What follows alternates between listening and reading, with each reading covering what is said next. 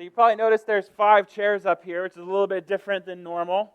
We've been working through our Word on the Street series, taking a look at what the reputation was for the first followers of Jesus, and also what that reputation or that word on the street is for followers of Jesus today. And one aspect of this series is that we've determined that the word on the street or our reputation is kind of decided by how we follow Jesus in the places where he has us. And we're taking a look at the places where we live, where we work, and where we play. Some of you have been awake, I guess. I don't know. But about halfway through the series, what we realized is that where we live, where we work, where we play is good, but we were missing a large demographic of where a lot of the people sitting in here on a Sunday morning go when they leave from this place. I don't know if you know this, but when we get to this fall and we kick off the new school year, there are going to be 40 youth on our roster for junior and senior high. And if you expand that number, kindergarten through senior high, that's not even including college age, you'll have over 70 people. And that's practically a congregation. So what we decided is that we needed to provide a space to hear what it's like to follow Jesus in that exact situation. And maybe some of you are thinking, well, I haven't been in school for 40 years, so I'm just going to excuse myself. Please don't. Because also, as an intergenerational congregation, as a gathering of Christ followers, we need to know what our young people are going through so we can help disciple them, right?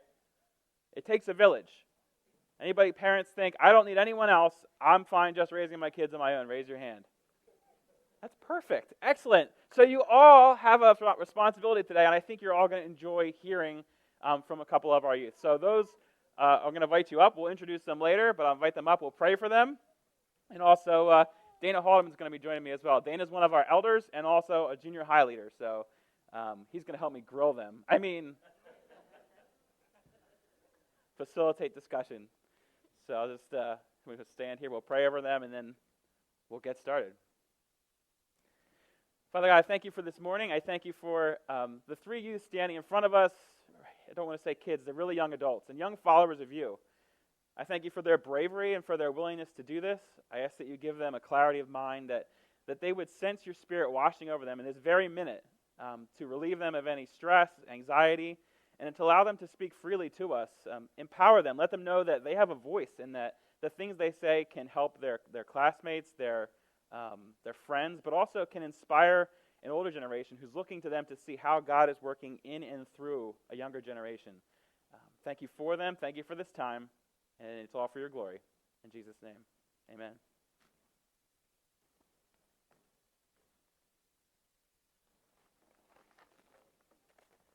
All right, well, I figured we'd start out with, the heavy questions right off the bat. Yeah, definitely. Right? So my question to you guys is, would you rather have to answer every question this morning with a knock-knock joke or an incorrect trivia fact? So before you answer the question, you have to answer with one of those. And just so you guys know, this is how Dana tends to start off every junior high event, I'm told. So this is a way to loosen it up. These are just all friends of faces, just like when we meet. Faces of friends. I can talk. See? I botched it. You'll be fine. So I have one to start you off. Knock, knock. Yeah, you got Who's there? Atch. Huh? Atch. Hatch? Atch. Hatch. Uh-huh. Hatch who? Bless you. All right. So you would have to answer every one of the questions by starting out with a nice knock-knock joke like that. I can't do that. Or the alternative would be to say something like, that people vote that 98% of jokes that are knock-knock jokes are the funniest jokes, right? Because that's false. Well, I don't know. Is it? Anyone think knock-knock You probably jokes? have to convince us that it's actually real then, too. So which one are you going with? I'm going with the jokes. That changed quickly. Yeah, probably jokes too, because I can't sell something like that. I'm going to do trivia. All right. Do you have any fake trivia you want to share with us right now? This was not prepped. What percent of cows are white and black? 20%. Incorrect. That's right. We got it. But we're not going to do that, so you're fine. You're off the hook. But we do want to start off by asking, For those of us in the audience who may not know you, which is a shame because you should know the young people in our church, I encourage you to say hello to them, to ask them about their lives in the community room. They're a super exciting group to get to hang out with, and I know me and Dana and the other leaders are blessed to do so. But for those who might not know, who are you? Like, what makes you tick? How about your age? Where you go to school? Maybe like your favorite hobbies? Where we find you on a Tuesday night? Take your pick. Who wants to go first? So my name is Carter Nice. I am 12 years old, and I will be a 7th grader at Indian Valley Middle School this upcoming year. Some hobbies that I have are playing with my Legos, reading, and playing with my sister. Wait, did you say weeding? No, reading. Oh, I was going to say you can come over and work in my garden if you wanted. Yeah. I heard weeding too. I was very impressed. I do not like reading. Okay. I understand reading. That's good. I'm Kaylen Kiefer. I'm 15. I'm going to be a junior at Boyertown High School. I enjoy playing soccer and hanging out with friends. I'm Isaac Wallace. I'm 17, and I just graduated at Upper Perk. And I like I like basketball, spending time with my family, and movies. I got a question for you real quick. Who would win in a basketball one-on-one, you or Mason? Don't answer that. Oh.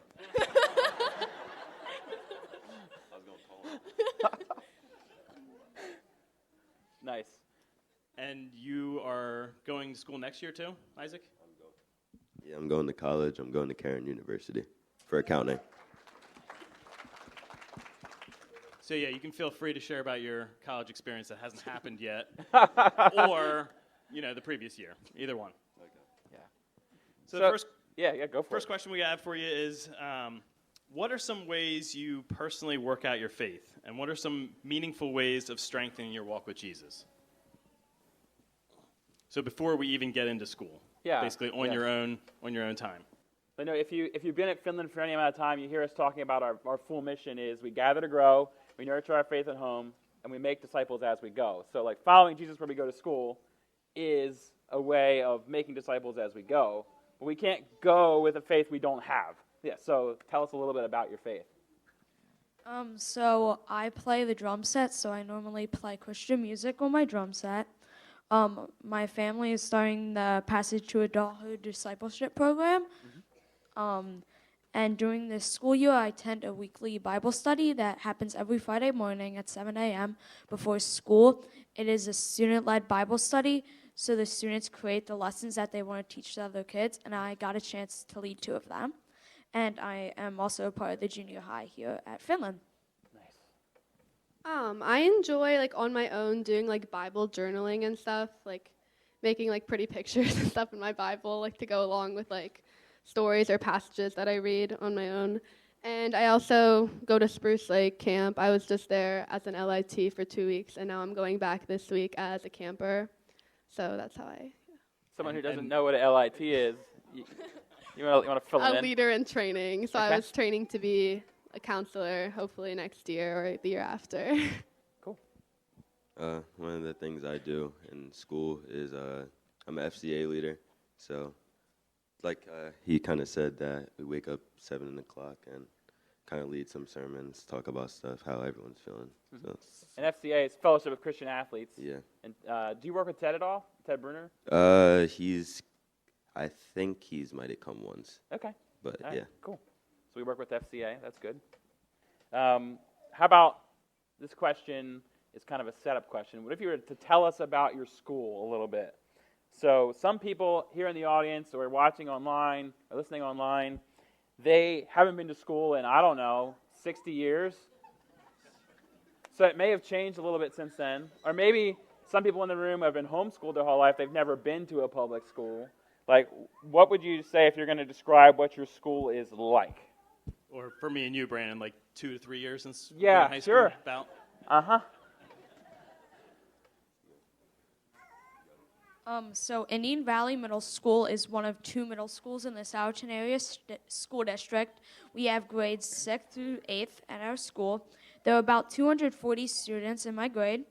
There are Christians, Jews, non-religious kids, as well as some other religions I'm sure I'm not aware of.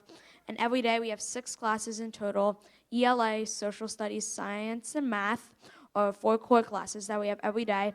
And then you rotate through PE, health, art, innovation, digital citizenship, and technology, and family consumer science, which some of you might be home ec or home economics.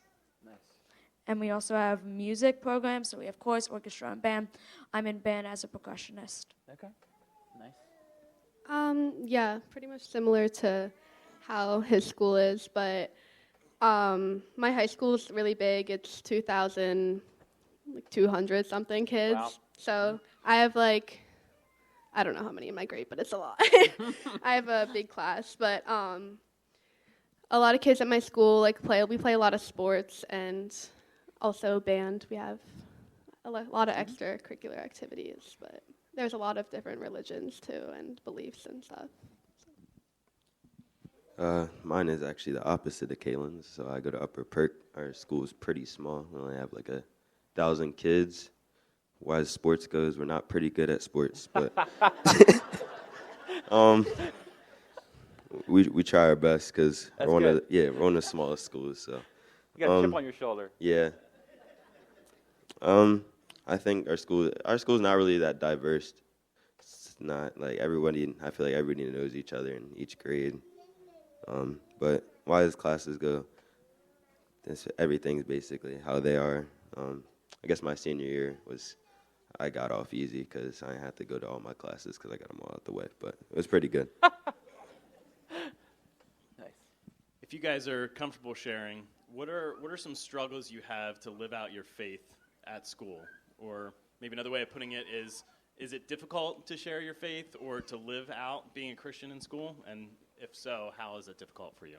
Because it's difficult in my workplace. Yeah. It is pretty difficult at my school. So one big thing that we are taught is about the Big Bang Theory, so creation versus the Big Bang Theory. And we were taught about how the Big Bang Theory and that is how the world was made. But in Genesis 1:1, it said that God created the heavens and the earth. Another big thing is the attitudes and behaviors of some kids. How they talk, so they say mean or inappropriate things to others. They act rude, so they trip, push, or shove people if they're just mad at them, just for something little, like taking a pencil to borrow it, if they didn't ask or something like that. And then popularity. Everybody wants to be in the group of cool, popular kids, but those kids tend to do things that don't follow the rules. I've witnessed kids that start sitting with the popular kids at lunch, and with days they are getting into trouble. As it says in Proverbs 13:20, whoever walks with the wise becomes wise, but the companion of the fools will suffer harm. Yeah, I definitely agree with that because there's so many people at school that definitely aren't Christian and are bad influences on you, and like you said, it can change you pretty easily. And people don't really care about your religion. They'll still try to do that, try to influence you in a bad way, and it's hard to stand your ground in certain situations. Yeah, I agree with them too. I think the one thing that it's hard to say that you're a Christian because I feel like people already have a predisposed stereotype about how Christians are, and if you say you're a Christian, you're trying to go in and change their life. I feel like a lot of people, I don't know, we try to preach at people, and then they're like, nah, I'm not going to change my life because you said so, or whatever God says. So I think that's hard because people won't let you get close enough to them. So I think, yeah, it's hard to share if people don't let you get close enough to actually share the word of God. So I told you I might go off script, so here we go. With what you guys are saying, I know influence can go either way, right?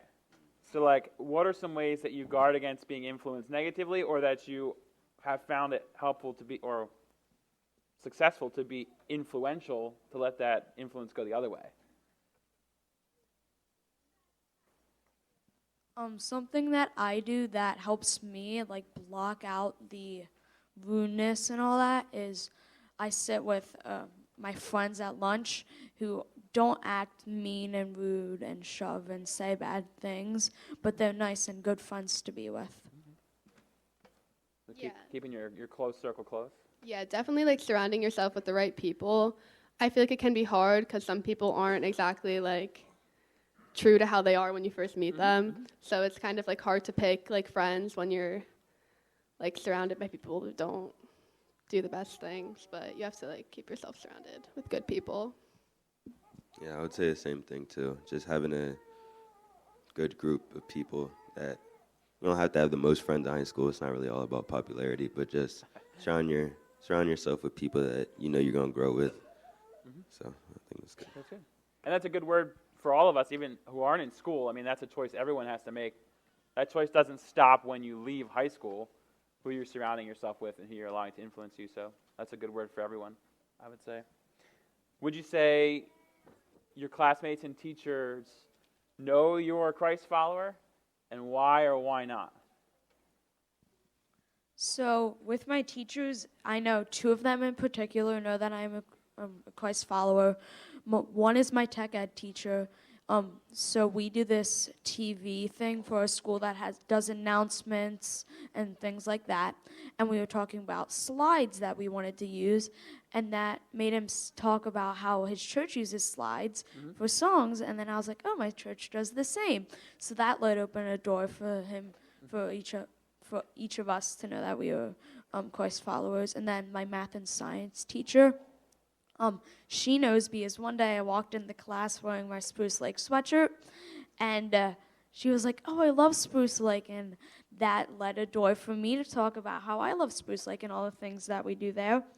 And I know at least some of my classmates know that I'm a Christian because some of them go to Bible study with me. Cool. Yeah, same actually. With Spruce Lake, there's a bunch of people I know who I've been like campers with, and then I eventually like meet them at school, and it's something that you can like relate to them with. And I feel like with teachers, I'm not like completely sure because like being around non-Christians like 24/7 at school, it's kind of hard to like not to like preach like just there in school when you're trying to learn. So it's hard to like not like give into temptations and stuff when you're surrounded by those people all the time. And so that's always been like a struggle of mine, but having to like stand your ground and do that can help you. Yeah, I feel like my teachers know. I mean, I'm the FCA leader in for the class, so I think that's good. I mean, a lot of the teachers go to FCA because some just pop in and they'll see me like other people, and I think there's a good group of people that are in FCA and branch out and talk to other people, so I think it's a good deal that. And even in basketball, I know it's like really hard because when we're all competing and people might not say the right stuff, but I used to pray every day before we go into our games and things like that, so people just take notice. I think it's like a good thing when no one's watching you, someone's watching you. So Yeah, that's a good word. Yeah, just like Brandon was talking about, you kind of surround yourself with people now. Carter, what you were saying, like wearing the Spruce Lake shirt or, bringing up the fact that, oh, we do the slide programs at our church too. Like that's something that you can continue on, something that I find myself doing, whether it's a Christian shirt that I have on or, somebody asked me about my weekend. It's like, oh yeah, we were hanging out with church friends, and, it opens that door to talk, to have those conversations. So what would you guys say are some examples of ways you've connected with your classmates over the years? And have you ever had this chance to share your faith with them? So some ways that I've connected with my classmates is this past year, my class lost 4 kids throughout the year, but then we gained 4 kids also. So lots of new kids coming in, and whenever my class gets a new kid, I always invite them to sit at my lunch table with me so that I can learn about them and they can learn about me. I also interact with my classmates in the clubs that we have at school, so like IBTV, like I said earlier. So a somewhat funny story of one time that me and my sister tried to share our faith with some 8th graders on our bus. So these 8th graders were playing rap music, and not the type of rap music that you want to hear every single day, every single bus ride. And so me and my sister found a song by Lecrae, Hammer Time. That's a Christian song. And so we requested that song, and there happens to be another artist named Lecrae and another song named Hammer Time that they played instead, and that was just not enjoyable. Okay. So my question is, did they ever find the 4 kids that got lost? What? Still looking for them. just say knock knock. Go ahead. I've connected with a lot of friends and people through like activities that I've done, because I've played soccer like almost my whole life, and I was in band also. So I feel like that, like being in a lot of activities and having a variety of like different people around you can like give you an opportunity to like connect with them and to talk to a lot of people is what I do. So Yeah, I definitely feel like I can connect to other people. There was one incident where my sophomore year, my friend died. He overdosed, it was hard for a lot of people because he was really active, community, like he was, I don't know, and it was kind of out of nowhere, sudden. And I know a lot of people had a lot of questions about stuff, but me and my friend, we opened up a Bible study because I know a lot of people were struggling with that, like why did he die? Where do you find God's purpose and all that? So we had a Bible study, and it really allowed me to like connect with other people, like some people that I probably never talked to, Right. asking for prayer. A lot of people that I probably would never talk to, asking me, "Oh, what do you think about this?" So I think it was a good way that I could share my faith with other people, and really just try to show love for the people that were hurting and I was hurting. So I think a lot of people grew through that, really were able to connect with God. Yeah, that sounds powerful. Yeah, and Carter, you kind of already answered this, but, well, in some ways you did. Do you guys have any experiences that you remember where it kind of failed sharing your faith with other people? And I guess the follow-up question to that, like you kind of answered, Carter, would be, what did you learn from that experience? So that story was technically a failed attempt, but I've learned that sometimes you need to, like, you can't just give someone music and be like, take this, because they might not even like really listen to the words and what it says, but you need to actually like talk to them, to like be like, hey, like you need to play this song and actually listen to the words of what it's saying. And I guess we should have put fail in parentheses. Yeah. Fail's Yeah, that's good. we're saying, yeah, I guess the only fail would be not sharing your faith completely with them, but in a way that you didn't think it went as well as what you thought it should. I feel like I didn't have any like failed attempts, I guess, but there's definitely been times where I've like tried to like share the story of Christ with like friends and stuff at school, and I feel like it's hard because they don't really like take it seriously, kind of like they kind of just like make it a joke, which is like hard to like connect that way and like make them like actually like see. I feel like there's been times that's happened, and there's also been times where like people try to like get you to do stuff that you don't want to do, or that like don't follow the Christ path, and that is hard because there's nothing really you can do about it besides say no, and you kind of just have to be like stand your ground, which has happened to me a lot. And I don't know if that's like a failed attempt, but that's something that's like definitely a struggle with other people. Yeah, same thing with Kaylen. I don't think there's like many failed attempts, but it's just like people not really taking you seriously when you try to share. And then I feel like one thing is like, I feel like Christians have like the stereotype of like everything's always good, nothing's wrong, always gonna be fine. So like when people see you like slip up or mess up, they're like, oh, aren't you a Christian? Like, I mean, everyone goes through something, so it's a little hard for people to actually understand what God's done for you if you're messed up. But I feel like we all go through something, and I think that our struggles bring us together. So we should, I don't know, it's hard, but yeah. No, I think that's good. I think oftentimes non-Christians think, oh, I could never be a Christian because they're perfect or because they're plastic or they're fake. So yeah, if you're real with them and you're going through life with them, and that's what better testimony could there be than the testimony of your life. So that's, maybe you wouldn't put it in those words, but I affirm that. And maybe something else to go along with that is the way that you're reacting to situations. Especially, Isaac, you're talking about basketball. I'm sure it's easy to react in a way that would not be in a Christian-loving way, and if everybody's looking at you to be the Christian in the room and you're reacting, yeah. This is another one off the script, but would you give any advice, so that could be a tie over to some people here, not only just people in school play sports, but in sports?